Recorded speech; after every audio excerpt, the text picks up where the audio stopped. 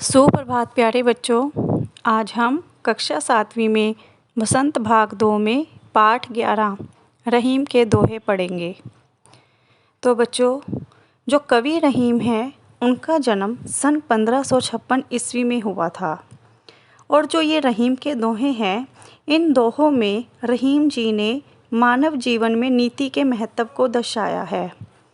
रहीम ने बताया है कि संपत्ति को देखकर तो सभी सगे संबंधी बन जाते हैं, किंतु सच्चा मित्र तो वही होता है जो मुसीबत में भी काम आए। तो इस प्रकार से अब हम रहीम के दोहों को विस्तार से पढ़ेंगे। पहला दोहा है, कही रहीम संपत्ति सगे, बनत बहुत बहुरीत, विपत्ति कसोटी जे कसे, ते ही साचे मीत। तो इस दोहे के द्वारा कवि ने सच्चे मित्र के बारे में बताया है। इसमें रहीम जी कहते हैं कि संपत्ति पास रहने पर अनेक प्रकार से लोग सगे संबंधी बन जाते हैं, अर्थात धन आ जाने पर दूर के रिश्तेदार भी समीप के सगे संबंधी बन जाते हैं, किंतु विपत्ति की कसौटी पर जो खरा उतरता है वही सच्चा मित्र कहलाता है, अर्थात मुसीबत के समय साथ देने वाला ही सच्चा मित्र होता है।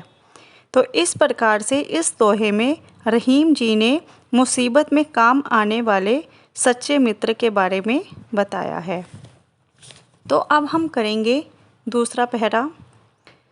जाल पड़े जल जात बही, तजी मीनन को मोह, रहीमन मछरी नीर को, तहु न छाड़ती छो। इस दोहे द्वारा कवि ने मछली के जल के प्रति गहरे प्रेम के बारे में बताया है। कवि कहते हैं कि जब मछलियों को पकड़ने के लिए जल में जाल फेंका जाता है, तब जल जाल से बाहर निकल जाता है।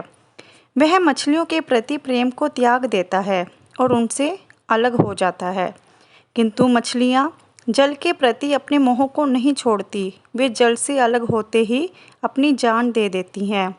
तो इस प्रकार से मछलियों का जल के प्रति प्रेम को प्रकट किया गया है। अब हम पढ़ेंगे तीसरा दोहा। तरुवर फल नहीं खात है, सरवर पियत न पान, कही रहीम पर काज हित, संपत्ति सच ही सुजान। इस दोहे के द्वारा कवि मनुष्यों को दूसरों के प्रति भले काम करने की प्रेरणा देते हैं। तो इसमें कवि कहते हैं कि जिस प्रकार वृक्ष अपने फलों को स्वयं नहीं खाते, अर्थात उनके फलों को दूसरे ही खाते हैं, और तालाब भी अपने पानी को स्वयं नहीं पीते, उसका पानी भी दूसरों के लिए ही होता है, उसी प्रकार भले व्यक्ति भी अपने लिए धन एकत्रित नहीं करते, वे दूसरों के हित के लिए ही धन जोड़ते हैं। तो इस दोहे में कवि ने त्याग भावना रखने का संदेश दिया है। अब हम पढ़ेंगे चौथा दोहा। थोथे बादर कवार के, ज्यो रहीम गहरात, धनी पुरुष निर्धन बये, करे पाछली बात। इसमें कवि ने बढ़ा चढ़ाकर बातें करने वाले व्यक्ति के बारे में बताया है।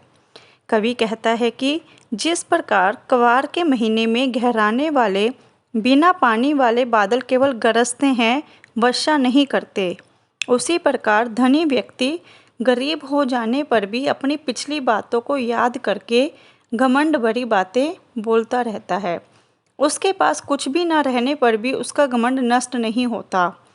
तो इस प्रकार से कवि ने इस दोहे के माध्यम से बताया है कि बादलों की तुलना धनी से निर्धन हो जाने वाले व्यक्ति से की गई है। जो कवार मास के बादल होते हैं, उनकी तुलना जो अमीर व्यक्ति से निर्धन हो जाता है उस व्यक्ति से की गई है।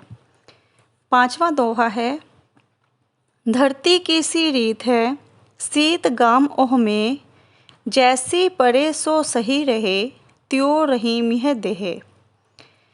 तो इस दोहे में कवि ने मानव को सहनशील बनने का उपदेश दिया है। कवि रहीम कहते हैं कि इस शरीर को सहन करने की क्षमता धरती के समान है। जिस प्रकार धरती सर्दी, धूप और वर्षा को सहन करती है, यह उसके सहन करने की एक परंपरा है। उसी प्रकार मनुष्य को भी अपने जीवन में आने वाले सुख दुख को वैसे ही परिस्थितियों के अनुसार सहन कर लेना चाहिए, अर्थात सहनशीलता मानव जीवन का प्रमुख गुण है। तो बच्चों, ये हमने पढ़े रहीम के दोहे। ये आप सभी बच्चों को अच्छे से समझ में आ गए होंगे। तो सभी बच्चे इस वीडियो को देखकर रहीम के दोहों को अच्छी तरह से पढ़ेंगे, सुनेंगे और जो अभ्यास कार्य पत्रिका आपको दी जाती है वह समय पर करेंगे। धन्यवाद।